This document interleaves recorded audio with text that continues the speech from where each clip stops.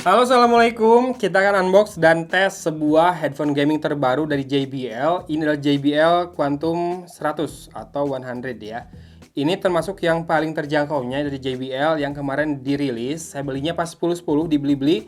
Harganya Rp799.000 dan bonusnya adalah powerbank dari Riversong 7500 mAh, kemudian 4 kaleng Red Bull dan 1 buah kaos ya dari JBL. Kenapa saya beli ini? Karena belakang ini lagi seneng main game. Karena ngetes handphone banyak, jadinya rada-rada kecanduan lagi main PUBG setelah sekian lama. Dan saya pengen punya headphone juga yang bisa dipakai buat ngedit ya. Semoga ini karakternya cocok buat ngedit. Mungkin rada-rada flat dan detail ya. Biasanya kalau headphone gaming kan memang detailnya cukup bagus. Virtualisasinya juga cukup bagus. Dan ya yang pasti sih ini semoga nyaman dipakai ya. Karena saat ini saya edit video di laptop itu pakai earphone ya, in-ear juga. Jadi kayaknya gimana gitu ya kalau dipakai lama-lama. Meskipun nggak ada masalah sih kalau masalah suaranya. Oke lah, kita akan coba aja langsung tes headphone gaming dari JBL ini. Penampakannya sih cukup ini ya, cukup kalem buat sebuah headphone gaming. Tapi kalau kardusnya sih nggak kalem, walaupun kardusnya cukup tipis. Ini untuk ukuran JBL. Kalau kemarin kan kita sempat unbox JBL Reflect Contour 2 ya, itu bagus banget kardusnya. Kalau ini rasanya lebih mainstream aja, tapi warnanya menarik banget. Nah, ini ada keterangan sedikit tentang JBL Quantum Sound Signature sama JBL Sound Signature. Bedanya di sini. Jadi lebih kayak di detail dibandingkan JBL Sound Signature biasanya ya.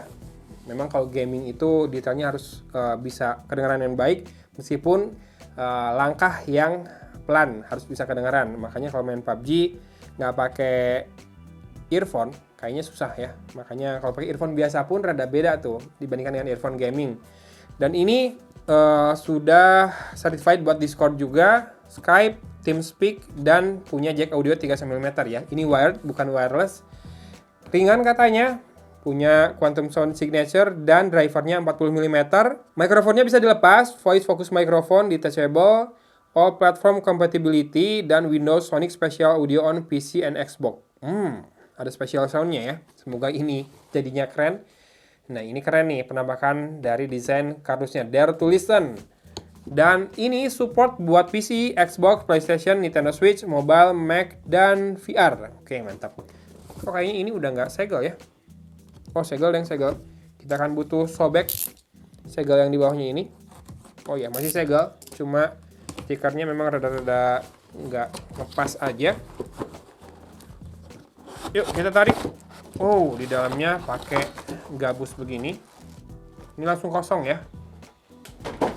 Dan ini dia, isi di dalam paketnya. Yang pertama, ada mikrofonnya yang bisa dilepas, detachable ya. Dan juga ada quick start guide di situ. Kita buka aja deh. Harusnya sih quick start guide nggak usah dibaca-baca ya. Tapi saya pengen tahu apakah ada aplikasi khusus buat headphone gaming ini. Oh, di sini ada kartu garansi juga.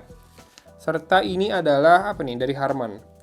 Ya, saya belakang ini rada-rada seneng mengumpulkan produknya Harman ya. Kalau nggak EKG, JBL. Kalau nggak salah Harman ini udah diakuisisi Samsung soalnya. Oke. Windshield foam. Oke, mic-nya udah punya windshield juga.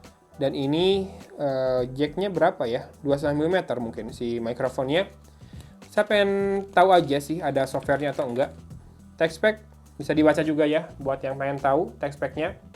Pause atau screenshot bagian ini ya di video ini. Beratnya 220 gram dengan kabel 1,2 meter.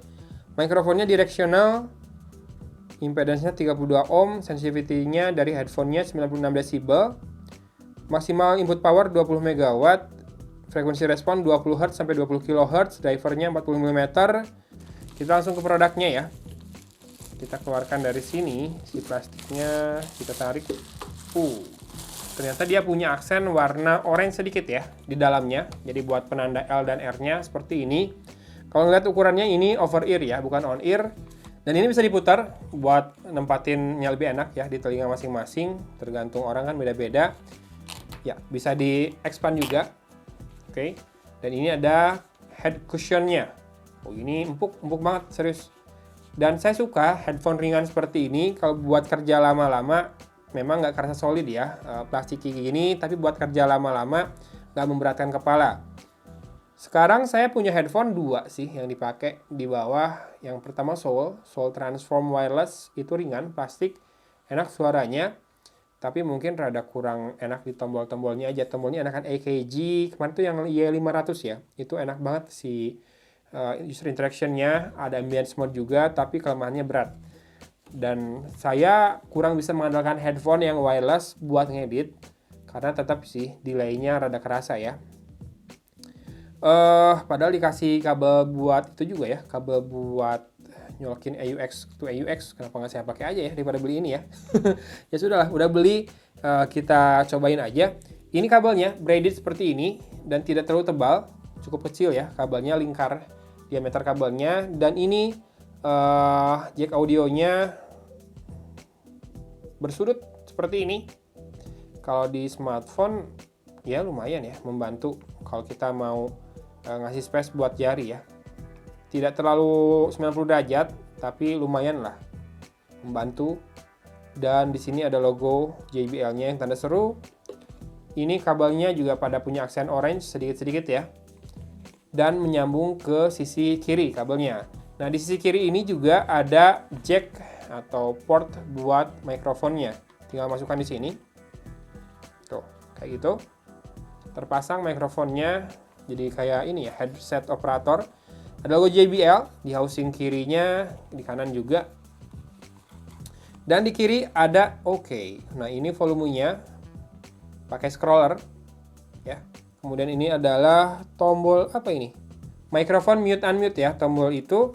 Oke, jadi hanya ada scroller buat atur volume dari headphone-nya. Jadi kamu nggak harus selalu ngecek smartphone atau PC kamu buat atur volume, bisa dari sini juga. Dan ini tombol buat mute unmute mikrofonnya. Jadi buat zooman, selain kamu bisa mute dari aplikasinya, bisa di mute dari sini juga. Mantap. Kalau di sisi kanan nggak ada apa-apa lagi, dan kita langsung, iya bener ya, sisi kanan nggak ada apa-apa lagi. Dan kita langsung pakai saja di telinga. Oh, ini saya pakai topi ya. Kita coba pemakaiannya dengan topi dulu.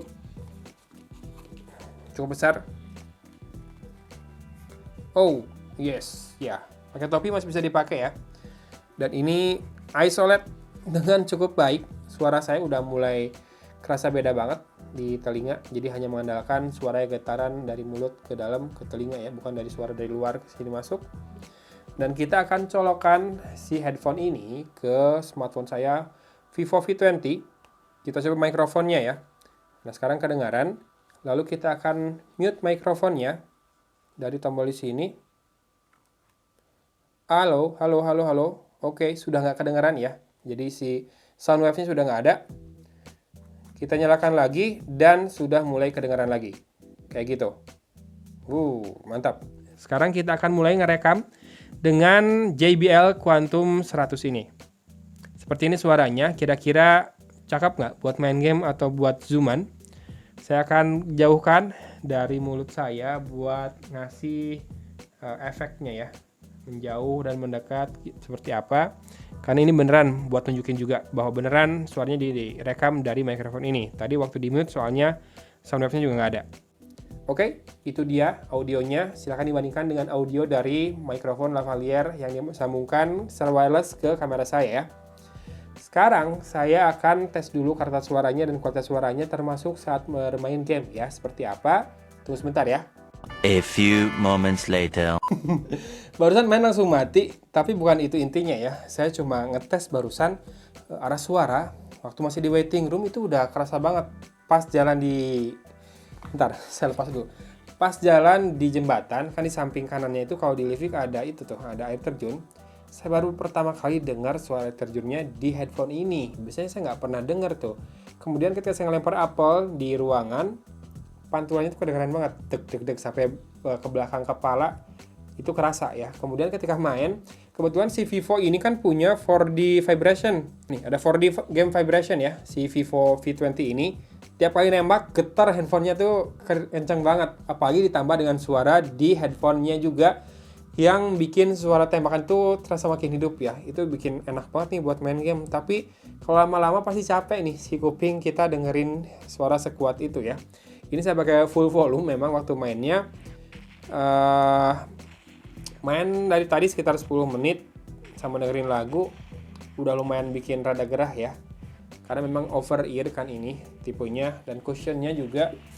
Ini sepertinya bahannya synthetic leather ya, bukan kulit beneran.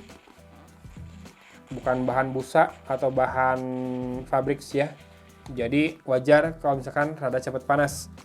Untuk karakter suara, sepertinya bukan buat bass head yang jelas. Kalau bassnya ada, tapi kering banget rasanya, dan karakter itu lebih ke punchy bassnya ya.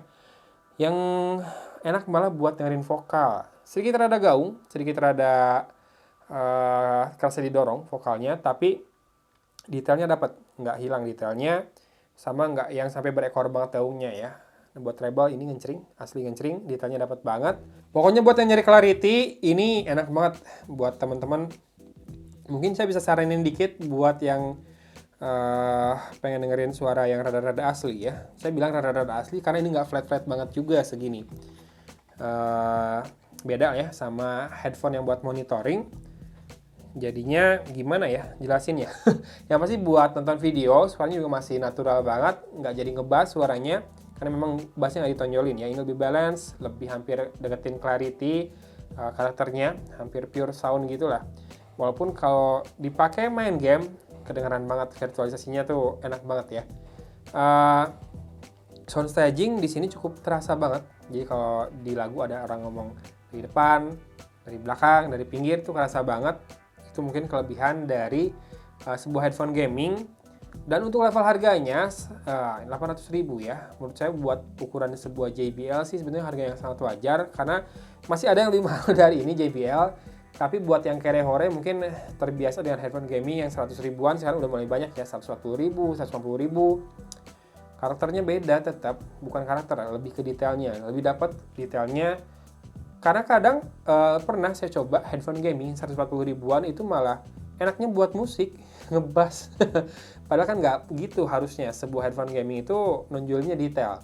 Jadinya ini cocok buat gaming, dan saya pikir ini akan cocok juga dipakai ngedit video ya. Walaupun nggak flat-flat banget, tapi dapat detailnya banget sehingga saya bisa ngecek suara saya ketika editing video. Oke, itu dia unboxing dan first impression saya terhadap JBL Quantum 100, Quantum 100. Puas lah saya belinya, serius. Kemarin dapat cashback juga kayaknya. 10%, ya lumayan 80.000 ya. Udah mau dapat bonus minumannya nggak saya minum sih, udah saya kasih orang karena saya nggak minum yang soda. Dapat kaosnya L, kayaknya nggak cukup di saya, tapi dapat powerbank ya. Powerbank ini kalau dijual juga lumayan. Kalau nggak buat dijual second, ya lumayan ya, bisa ngurangin harga dari headphone-nya.